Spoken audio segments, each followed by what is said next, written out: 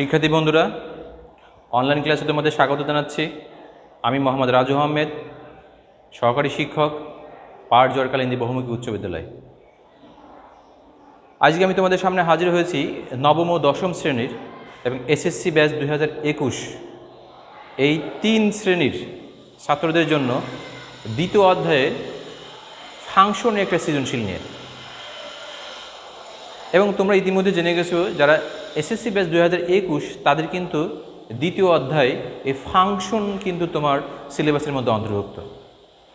সেই সাথে যারা এসএসসি ব্যাচ 2022 তাদেরও কিন্তু সিলেবাস দেওয়া হয়ে গেছে, তাদের সিলেবাসের মধ্যেও এই দ্বিতীয় অধ্যায় অন্তর্ভুক্ত আছে। তার মানে নবম, দশম এবং এসএসসি ব্যাচ 2021 সবার জন্যই এই ফাংশন অধ্যায়টি ইম্পর্টেন্ট।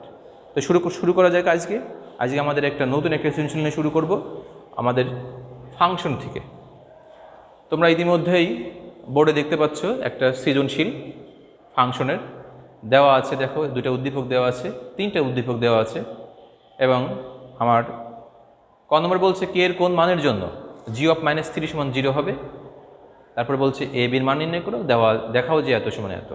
তা আমরা প্রথমে শুরু করতে যাচ্ছি ক নম্বরে। যেহেতু কে এর মানের জন্য, তার মানে আমাকে দেখো প্রথম উদ্দীপকের মধ্যে কে এর মানটা আছে। তার মানে আমাকে বুঝতে হবে যে আমার প্রথম উদ্দীপকটা দিয়েই ক নম্বরের সমাধান করতে হবে। তো শুরু করা যাক। আমরা লিখি, দেওয়া আছে অঙ্কের যেটা শুরুতে আমরা যেটা লিখি, দেওয়া আছে g(x) = x³ + kx² - x - 6। প্রশ্নের মধ্যে বলছে g(-3) = 0 হবে। তার মানে আমরা অবশ্যই এখানে লিখব g(-3) = -3³ + k - 3² মাইনাস আছে -3 - 6। তার মানে এটাকে করলে কত হয়? -27। তোমরা জানো, আমি তারপরে বলছি, মাইনাসের পাওয়ার যদি বিজোড় সংখ্যা হয় তাহলে অবশ্যই মাইনাস হবে। এখানে মাইনাসের পাওয়ার জোড় সংখ্যা, তাহলে এটা হলো -30, তার মানে 9, শুধু 9k -3 - 6। তাহলে আমরা এখানে দেখতে পাচ্ছি, যোগ বিয়োগ করে দেখতে পাচ্ছি, আমি 9কে লিখি, -27 - 6 -33 আর +3, তাহলে -33 আর +3, তাহলে কী হচ্ছে? -30 বা -30। আমার এখন প্রশ্নের মতে লিখি, যে প্রশ্নের মধ্যে যেটা দেওয়া ছিল, প্রশ্ন মতে g(-3) = 0, অতএব 9k - 30 = 0 বা 9k = 30, অতএব k = 30/9। এখন আমরা কি লিখতে পারি? কে কারেক্টলি করতে পারি, 10, 3 × 10 = 30, 3 × 3 = 9, তাহলে কে এর মান হলো 10/3। তাহলে কে আমরা কিন্তু প্রথম ক নম্বরটা কিন্তু আমরা শেষ করলাম। তাহলে আমরা আমাদের সেই যে মানটা চাচ্ছিল যে কে এর কোন মানের জন্য, আমরা কিন্তু সেই কে এর কোন মানটা পেয়ে গেছি। কে এর মান 10/3 হলে g(-3) = 0 হবে। এই কথাটা খুব ইম্পর্টেন্ট একটা কথা। তোমাদের এই ধরনের অঙ্ক যখনই আসবে তখন আমরা এই কথাটা, এই ভাষাটা অবশ্যই লিখব। কে = 10/3 হলে g(-3) = 0 হবে। তোমার এই অঙ্কটি তোমার 2.2 এর উদাহরণ 19 এবং 2.2 এর অনুশীলনীর 13 নম্বরের মতোই, প্রায় একই স্টাইল, একই ক্যাটাগরির অঙ্ক। তুমি যদি ওইটা পারো তাহলে নিঃসন্দেহে এটা পারবা। আর এইটা আমি এখন তোমাদের লাইন বাই লাইন বুঝিয়ে দিয়েছি। সহজ বিষয় দেওয়া ছিল, এটা g(-3) মানটা পেয়েছি। এটা প্রশ্ন মতে g(-3) = 0, লিখলাম g(-3) = 0, g(-3) মান হচ্ছে এটা, আমি এটা লিখলাম, কে এর মান বের করলাম। নিচে যে লাইনটা বললাম ইম্পর্টেন্ট কথা, তাহলে আমাকে লিখতে হবে কে = 10/3 হলে g(-3) = 0 হবে। আমার মনে হচ্ছে তোমরা সহজেই এটা বুঝে গেছো। আমরা এখন খ নম্বর নিয়ে একটু কথা বলতে পারি। এই সুযোগে তোমরা, আমি এটা মুছলাম না, তোমরা একটু দেখতে পারো। আমি এখন খ নম্বরে তোমাদের যে লেখা আছে খ নম্বর এ বির মান নির্ণয় করো। তোমরা এখানে দেখতে পাচ্ছ এই এবং আমাদের তৃতীয় 3 নম্বর যে তিনটা যে উদ্দীপক দেওয়া আছে তার মানে 3 নম্বর উদ্দীপকে আমার এখানে এ বি আছে, তার মানে আমাকে এইটা দিয়ে করতে হবে। আর আমি এইটা দিয়ে করতে গেলে আমরা বুঝতে পারছি আমাদের একটা ক্রমজোড় দেওয়া আছে। আমরা এই সম্পর্কে আগেই এই ক্রমজোড়ের অঙ্ক আমরা আগেই করছি। আমরা এখন তাহলে করতে যাচ্ছি এই সৃজনশীলেরই খ নম্বর। আমি এখন এটা মুছে দেব। তোমরা ইতিমধ্যে দেখছো আমি এখন এটা মুছে দেব। খুব ইম্পর্টেন্ট একটা সৃজনশীল, নবম, দশম এবং এসএসসি ব্যাচ 2021 সবার জন্য খুব ইম্পর্টেন্ট একটা সৃজনশীল। এই ধরনের সৃজনশীল পরীক্ষায় আসার মতো সৃজনশীল। তাহলে আমি মুছে দেবো এখনই। তাহলে আমি এটা মুছে দিই, লিখবো এখন। আমরা এখন করব খ নম্বরটা। খ নম্বরটা দেওয়া আছে, লিখি। দেওয়া আছে 6a - b 13 = 1, 3a + 2b। এই ধরনের অঙ্ক করতে, ক্রমজোড়ের অঙ্ক করতে যে আমরা যে জিনিসটা বলতে পারি, আমরা কিন্তু জানি এটা প্রথম, এইটা এই বাম পক্ষের প্রথম, এটা দ্বিতীয়, এটা প্রথম, এটা দ্বিতীয়। আমরা কিন্তু পড়ছি এটার নাম, প্রথমটার নাম ভুজ, পরটার নাম কোটি, এটার নাম ভুজ, এটার নাম কোটি। তাহলে আমরা ক্রমজোড়ের শর্ত মতে ভুজ সমান ভুজ, কোটি সমান কোটি লিখতে পারবো। কিন্তু এই অঙ্কটি করার সময় তোমাকে অবশ্যই একটু খেয়াল রাখতে হবে যে আমি এখন যে কথাটা লিখব যে ক্রমজোড়ের শর্ত মতে, এই কথাটা তোমাকে অবশ্যই লিখতে হবে। কারণ তুমি যে শর্ত লিখবা তোমাকে এই শর্তটা ফ্লো করেই তোমাকে ক্রমজোড়ের কথাটা তোমাকে লিখতেই হবে। তার মানে ভুজ সমান ভুজ, তার মানে 6a - b = 1, আর 13, তার মানে 13 সমান এটা, তার মানে এটা সমান 13। তাহলে আমি এই পাশে যেহেতু এ বি সাইড, তাহলে মানে এটা আগে লিখতে পারি 13, এটা 1, এটা 2। এখন এটা সমাধান করলে আমরা এ বির মান পেয়ে যাব। কিন্তু এটি সমাধান করার জন্য তোমাদের কোন দিকে খেয়াল করতে হবে? আমরা বুঝতে পারতেছি এখানে বি আছে, এখানে বি, এখানে এ। তাহলে আমাদের যে কোনো হয় এ কে ভ্যানিশ করতে হবে, না বি কে ভ্যানিশ করতে হবে। আমি যদি এ কে ভ্যানিশ করতে চাই তাহলে এখানে 6a আছে, তাহলে এখানে 6a বানাতে হবে। আমি যদি বি কে ভ্যানিশ করতে চাই তাহলে এখানে 2b আছে, এখানে 2b বানাতে হবে। তার মানে একই সংখ্যা না হলে তো আমি যোগ বিয়োগ করতে পারবো না। তার মানে এমতো অবস্থায় আমাদের এখানে মাইনাস এটা প্লাস। আমি যদি বি কে ভ্যানিশ করার জন্য পরিকল্পনা করি তাহলে আমাকে চিন্তা করতে হবে 1 নম্বরকে যদি 2 দিয়ে গুণ করি তাহলে 2b, আর 2 নম্বরকে যদি 1 দ্বারা গুণ করি তাহলে 2b থাকবে। তাহলে আমরা যোগ করলে আমি এ বির মান পেয়ে যাব। তাহলে আমরা লিখতে পারি 1 নম্বর সমীকরণকে 2 দ্বারা এবং 2 নম্বরকে 1 দ্বারা গুণ করে তারপরে কি করব? গুণ করার পরে যোগ করি। এই কথাটা তোমাদের লিখতে হবে। তাহলে আমরা এখন এটাকে যদি আমি 2 দ্বারা গুণ করি তাহলে 6 দুগুণ 12 - 2b = 1। এটা তো 1 দ্বারা গুণ, তার মানে এটা কোনো চেঞ্জ নাই। কিন্তু 1 নম্বর, তার মানে আমি যে উদ্দেশ্য করলাম এখানে 2 বানাবো, তার মানে কিন্তু আমার 1 নম্বর সমীকরণকে আমি 2 দ্বারা গুণ করছি। তার মানে সম্পূর্ণটাকে এই 2 দ্বারা গুণ হবে। এখন আমরা এটা যোগ করি, 2b কেটে গেল, 15 - 15 বা a = 15/15, অতএব a = 1। তাহলে আমরা পেয়ে গেলাম কার মান? এর মান। আর এর মান পেয়ে গেলে যদি আমাদের সমীকরণ, তাহলে অবশ্যই আমরা বির মান সহজেই পাবো।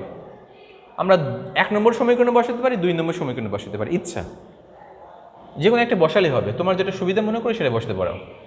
তাহলে আমরা লিখি, আমি 1 নম্বরটাই বসাই। 1 নম্বর সমীকরণে a = 1 বসিয়ে পাই। তাহলে 6a, তাহলে 6 গুণ a, এর মান 1 মাইনাস বির মান আমরা বের করব, পাশে আছে 1। খেয়াল করে দেখো, 6 - b = 1, তাহলে -b = 1 - 6 বা -b = -5, অতএব b = 5। আমরা কিন্তু b এর মানও পেয়ে গেছি। তার মানে এই ক্রমজোড়ের অঙ্কটা ক্রমজোড়ের সংশ্লিষ্ট অঙ্ক তোমার হচ্ছে 2.1-এ, আর এটা 2.1-এ তোমার একটা উদাহরণ দেওয়া আছে, আর 2.1-এর 7 নম্বরে 2.1 অনুশীলনের 7 নম্বরে তোমার 3টা ক্রমজোড়ের অঙ্ক দেওয়া আছে, ক খ গ 3টা অঙ্ক দেওয়া আছে। তুমি ওই 3টা যদি পারো তাহলে নিঃসন্দেহে এটা পারবে। তাহলে আমরা লিখতে পারি অতএব নির্ণীয় মান এ বি সমান 1/5। ইতিমধ্যে কিন্তু আমরা খ নম্বরে শেষ করে ফেললাম। তোমরা দেখো খ নম্বরটা,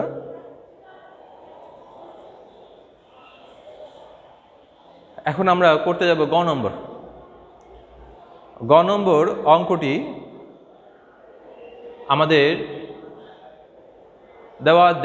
দেওয়া আছে, দেখো 3টা উদ্দীপক, তার মধ্যে দেওয়া আছে ফাংশন দিয়ে যে অঙ্কটা দেওয়া আছে,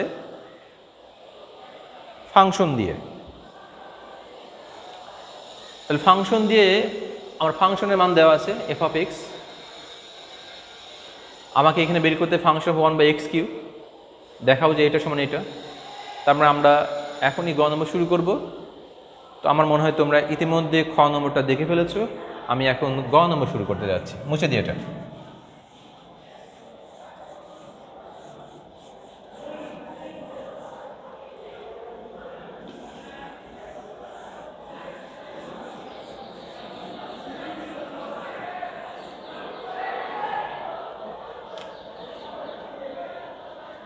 গ নম্বর দেওয়া আছে ফাংশন অফ এক্স, দেওয়া আছে কি সমান 3x + 1 3x - 1 দেওয়া আছে। তাহলে আমাকে বের করতে হবে ফাংশন অফ 1/x3। আমি যদি এই দিকে খেয়াল করি তাহলে আমাদের লিখতে পারি ফাংশন অফ 1/x3 সমান, এটা একটা ফাংশন একটা মেশিনের মতো, তুমি যা দেবে তাই হবে। এখানে x দিছো, এখানে x আছে, তাহলে এখানে যদি y দেয় তাহলে y দিয়ে বের হয়ে যাবে। তাহলে আমরা লিখতে পারি x এর জায়গায় লিখছি 1/x3, 3 × 1/x3 + 1 3 × 1/x3 - 1, বা ফাংশন অফ 1/x3 সমান, এটা আমরা গুণ করি 3টা তো নিঃসন্দেহ উপরে, কারণ 3 নিচে 1 আছে। আর আমরা কিন্তু জানি যে সব সংখ্যার সাথে 1 গুণ ভাগ এবং পাওয়ার হিসেবে থাকে। তার মানে এই সংখ্যার নিচে 1 আছে, তাই 3-র সাথে 1 গুণ করব, 3/x3 + 1। একইভাবে এটা 3/x3 - 1। আমরা এখন পাশে যেহেতু জায়গা আছে পাশেই করি।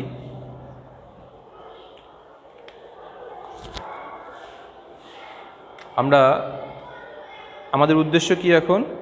আমাদের উদ্দেশ্য হচ্ছে